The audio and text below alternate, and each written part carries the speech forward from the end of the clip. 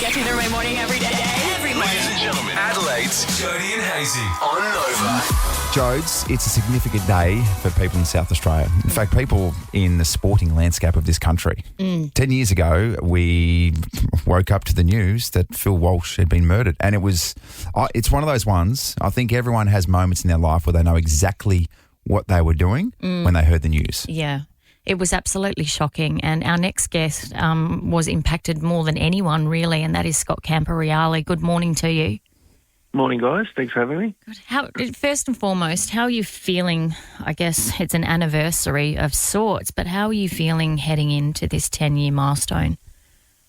Yeah, well, first of all, 10 years, time flies, doesn't it? It doesn't seem like that, but yeah, it's certainly an emotional day. Certainly brings back a lot of memories about the day, but also a lot of memories about Phil the person and what he meant to me and what he meant to the footy club, which is something that we'll never forget. Camp, I've never asked this before. How the hell did you do it? How did you guys front up the next week? How did you finish off the season? How did you take over a young group of men like that who would have been shattered beyond belief?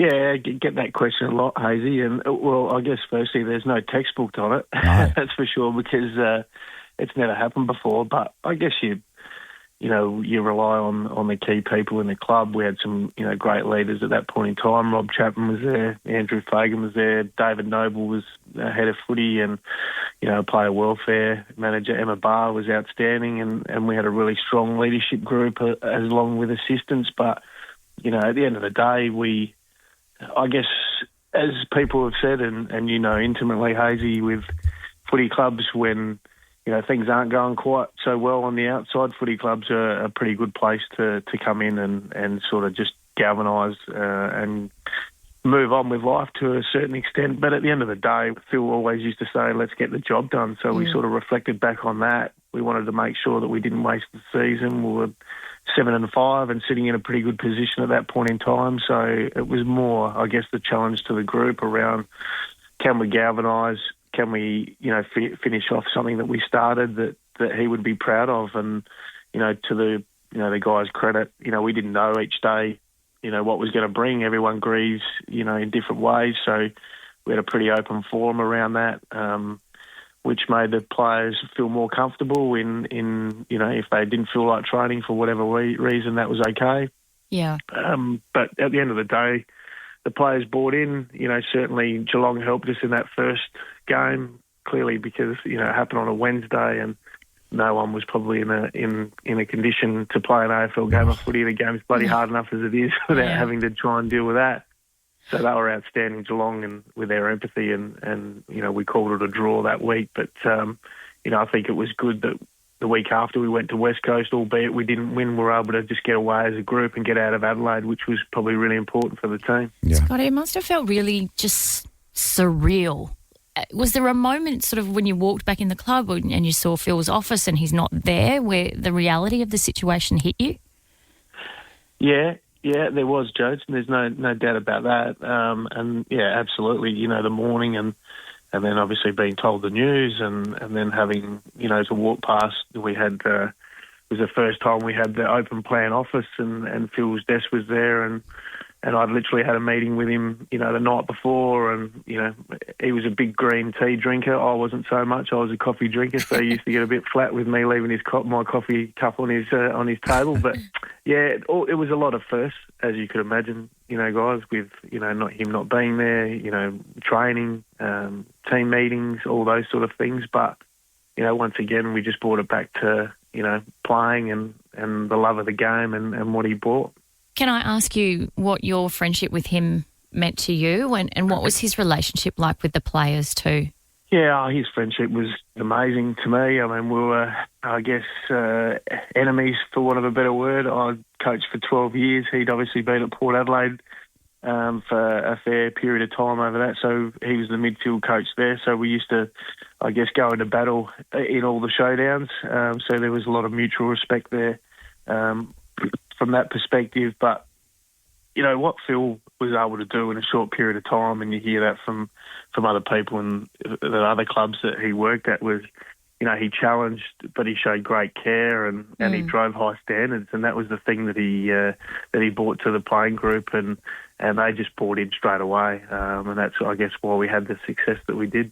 I do like what we have learnt over the journey, Campo, is just how incredibly respected Phil Walsh was and what sort of impact he had on so many people across the country. So, mate, I understand it'll be a tough day for you today. Mate, we really appreciate your time. No worries. Thanks for having me, guys.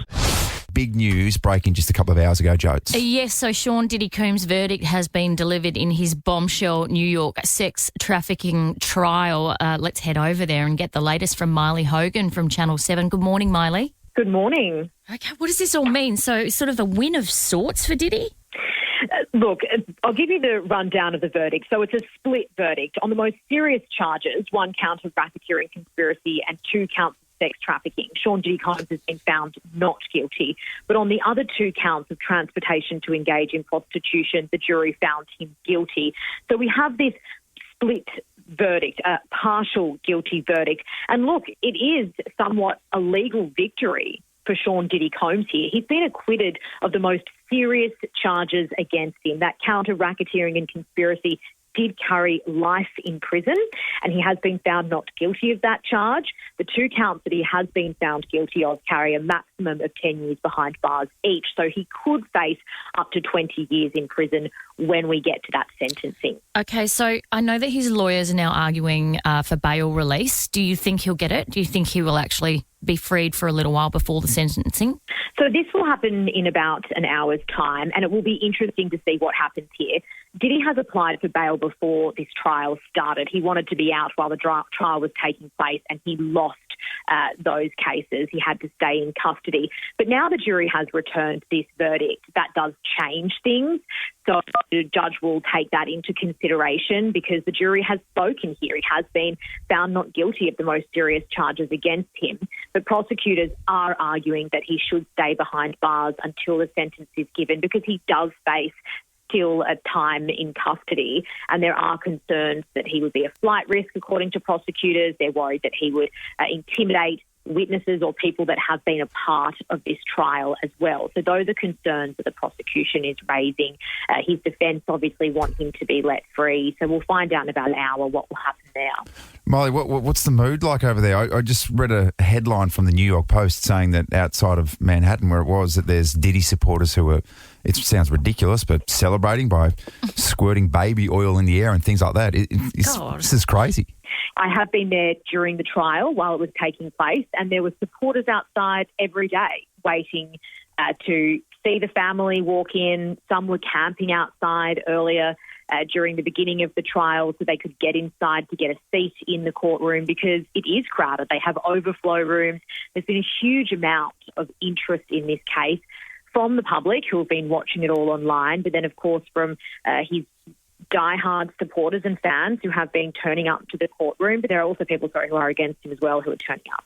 So guilty, not guilty, it's by the by. You would feel like this man's reputation is in absolute tatters by now, wouldn't you? He's definitely a disgraced figure in the hip-hop industry. It will be interesting to see how his career, if he does continue with his career, what happens. He will...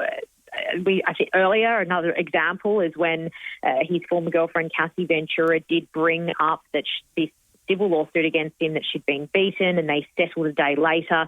He put out a video on Instagram denying all of it, saying, "I never touched her, it's not true." And then the video surfaced of him beating her in a hallway, which has been seen.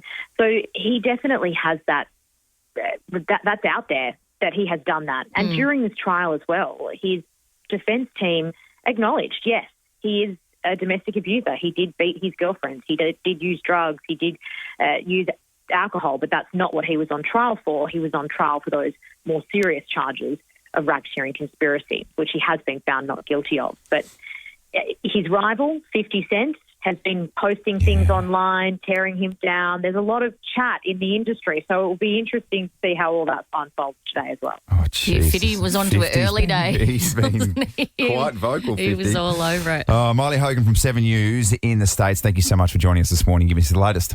Thanks, guys. can I just say, Jodie, you look fantastic this morning. Why are you saying that? Absolutely ravishing. Well done. Where are we going with this? Can I ask you a question? How long did it take you to get ready this morning? It takes me about the same amount of time most mornings. Yeah. See, but you have to get up so early. Yeah. What about if it was a normal day? Like, you put a fair bit of effort into it, not just you and general women. Well, yeah, so it's probably a 30-minute minimum. Okay.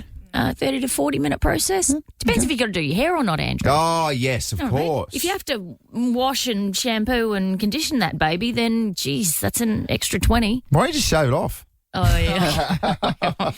Is what people keep saying to me because of my receding hairline. Anyway, on average, women spend about 60 minutes a day getting ready. That's showering, doing their hair and makeup, picking out clothes, and so much more. That daily routine adds up, Joe. Over a year, it's roughly 365 hours or 15 full days, stretched out across 60 adult years, and a total is around 912 days, meaning the average woman spends about 2.5 years of her life just getting ready. Adds up. It's a reminder of how much time goes into everyday rituals we often take for granted. And can I just say, ladies, you look fantastic. Oh, here we go. You look fantastic. Yeah. And if your man doesn't appreciate you, well, then he's an idiot. So what about those mornings when I come in, I don't know, 1, 2, 3, 4 minutes late, and you just look at me like, what are you doing? Just remember that statistic. 2.5 years of my life is spent getting ready in the mornings. On some of those days as well, there's some days where I literally don't see my reflection. I can get ready as a man. And I know this will infuriate women. I can get ready as a man and not see myself in the mirror. Wow. Don't not see my reflection. Wow, isn't that? And the sheer volume of products we have to put on as well. Yeah. It would blow your damn mind. All right. Do you want me to do a Let's Get Ready With Me video? Oh, One of those things? no, don't do that. Don't do that. You're not that obnoxious. Let's get ready to rumble.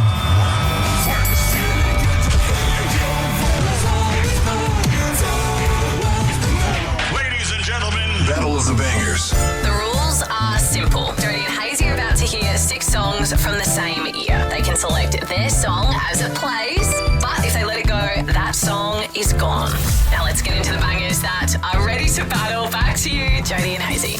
Chance for you, the listener, just to choose the music. And boy, oh boy, Jones, this is a tight contest. It's now sitting at 10-9 in my favour. Ooh, you just got your little nose in front, don't you? Do indeed. But you're smelling a victory. Ooh. And this little music hound has picked up a scent, ladies and gentlemen. Look at her go. I'm like a little puppy dog in the street just sniffing around your butt. around. Get out of there, Jones, for goodness sake. All right, let's jump into the AI generator man. What year are we dealing with this week? 2000. Ooh, the year 2000. Okay. Okay, good year for music, we can Yeah. only assume. Yeah. Ready to go? All right. Jump in nice and early. As soon as you selected that song, you're in. 6 songs to choose from. Let's go. Yeah, okay. Yeah. Bit of Destiny's Child. No from me. No from you? No from me. Okay, next song. Or, yeah. Not from me. Not from me. Did you just turn your back on the Backstreet Boys? I did. Or NSYNC? One or the NSYNC other? even. Okay. Backstreet All right. Boys and NSYNC. No from me, no from you? No from me. All right, song number 3 of 6. This is the story. This is right up your alley. Go on, do it. It's good. Do it. It's good. But it's not for me. It's not for me, Joe. It's not for you either, apparently. Okay. Yep. Next one. Oh, Jagged. Tempting. It's no from me. It's like a real stripped down dude. Yeah. No. Not for me. No. Oh, yes. No. Producer Molly, was that even remotely a chance that was me? Hayesy got him first. Yeah, as disappointed as producer Molly is. Got that one. Sorry, Joe. So I'm in. Here's the thing, though. So I'm in for Blink 182, all the small things. And you have to no choose the next song. All right. What are we going up against? Okay.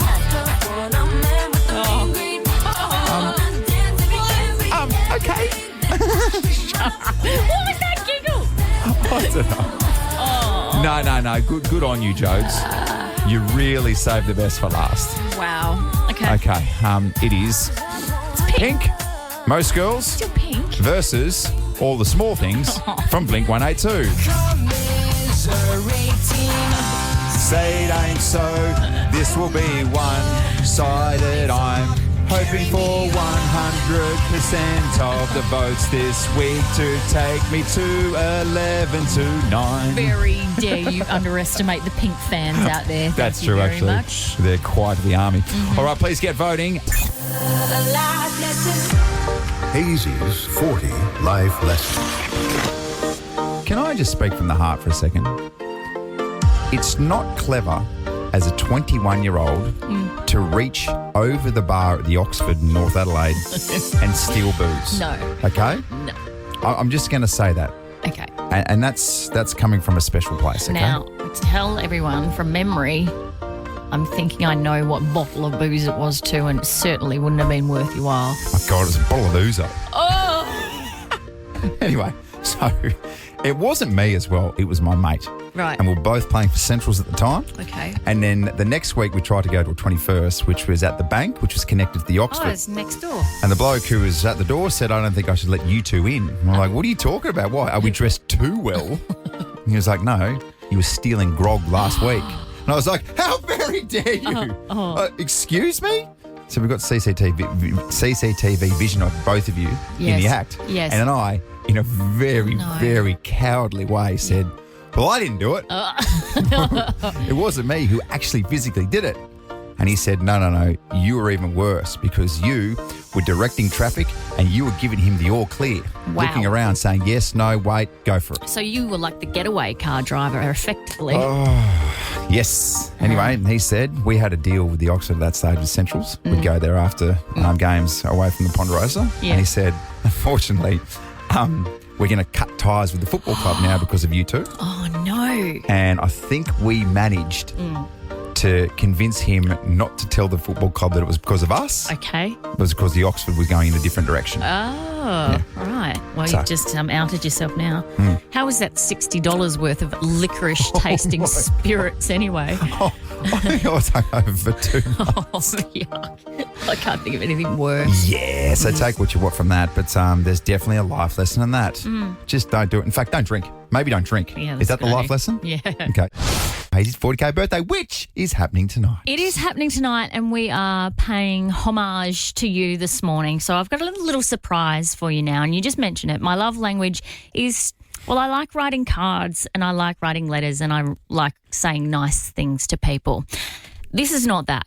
No. I veered in a different direction this time. No, this is, I guess it's part tribute to Andrew Hayes, but it's also part roast. Are you ready for it? Yeah, I'm Okay, good. I have written you a letter, and here we go. Dearest Andrew Fisher Hayes, the man affectionately known as Big Guy, Horse, Hazy, Hayes Dog and D-Head.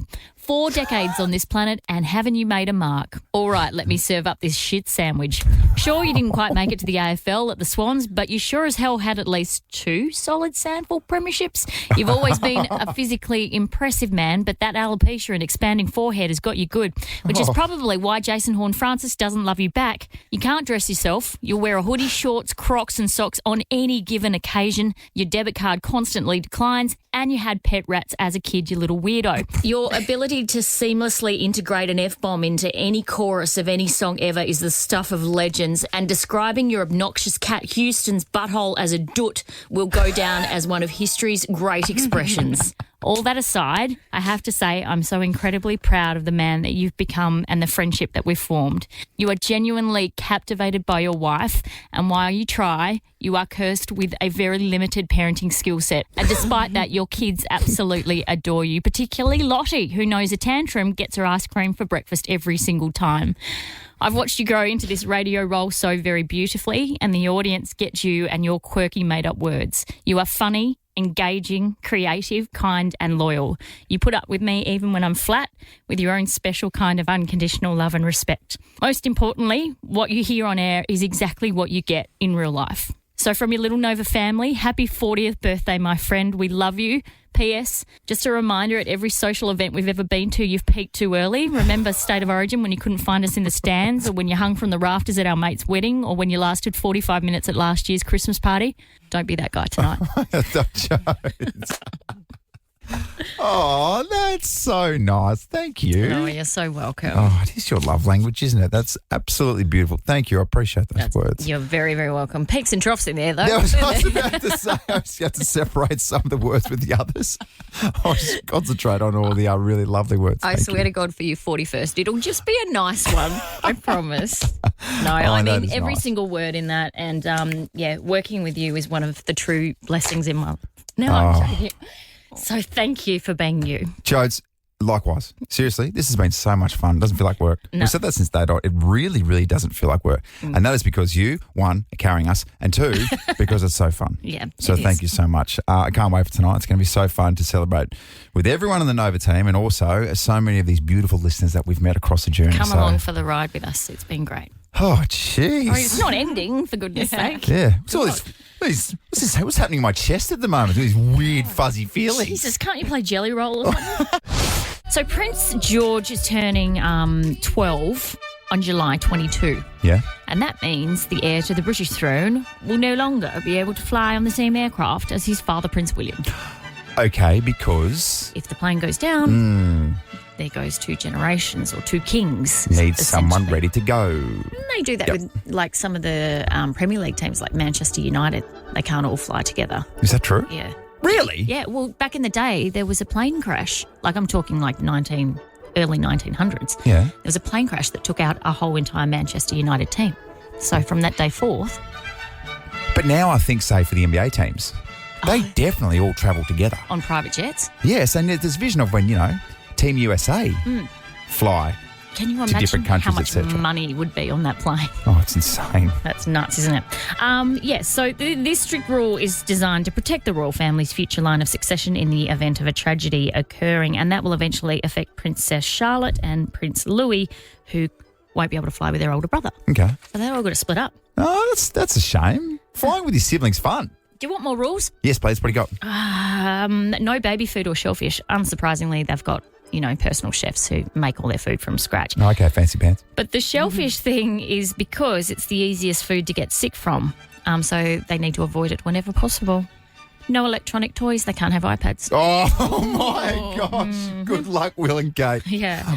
Good luck. Well, apparently that directive comes from Prince William and Princess Kate, who do not allow their children to have iPads. They'd rather them play outside. Okay, Mr. and Mrs. Perfect. It's not easy, all right? No. Sometimes bribery needs to happen, and it involves a tablet, okay? We're all human. Yeah, exactly. And this one I love too. They have their own table at Christmas lunch, but it's not in the same room as the adults, so they eat in a separate room for their Christmas lunch. Geez, that's old school, isn't it? Oh, man. So old school, the parents eat in this room at this time. The kids, no.